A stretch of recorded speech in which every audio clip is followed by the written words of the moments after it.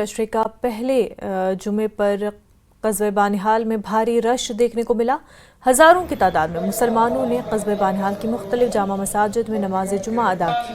بارش کے باوجود ہزاروں کی تعداد میں لوگوں نے قصبہ بانہال کا رخ کیا۔ مرکزی جامع مسجد بانہال، جامع مسجد عیدگاہ، جامع مسجد ناگپل، جامع مسجد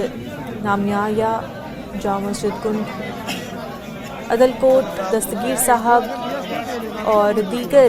مساجد میں ہزاروں کی تعداد میں فرزندان توحید نے نماز جمعہ ادا کی۔ نماز جمعہ کے موقع پر پولیس نے سیکیورٹی کے سخت انتظامات رکھے تھے۔ ماہ رمضان کا دوسرا جمعہ بھی ہے اور ماہ رمضان دوسرے عشرے میں بھی داخل ہوا۔ اس عشرے کے بارے میں جہاں تک حدیث میں ہے کہ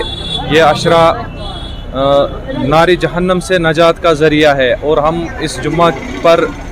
اللہ تعالیٰ سے بدست دعا ہے کہ اللہ تعالیٰ ہمارے گناہوں کی مغفرت کرے اور ہمیں اس جمعہ کی برکت سے مغفرت فرمائے اور ہمارے پرانے سارے گناہ جو ہیں وہ معاف ہو جائے۔ اس کے ساتھ ساتھ یہ پیغام ہوگا کہ ماہ رمضان جو ہے، ماہ رمضان میں اپنے آس پاس کے غریب غرباؤں کا خیال رکھنا چاہیے۔ بحیثیت امت مسلمہ اس وقت جو مسلمان دنیا پہ جو اس وقت قہر برپا ہے، اس کے بارے میں اپنی عبادات میں انفرادی اور اجتماعی طور پر دعاؤں کی بہت ساری ضرورت ہے، اور خاص کر امت مسلمہ میں اس وقت جو فلسطین ہے، فلسطین کے مسلمانوں کے حق میں اس وقت ہمیں دعا کی سخت ضرورت ہے، جہاں پر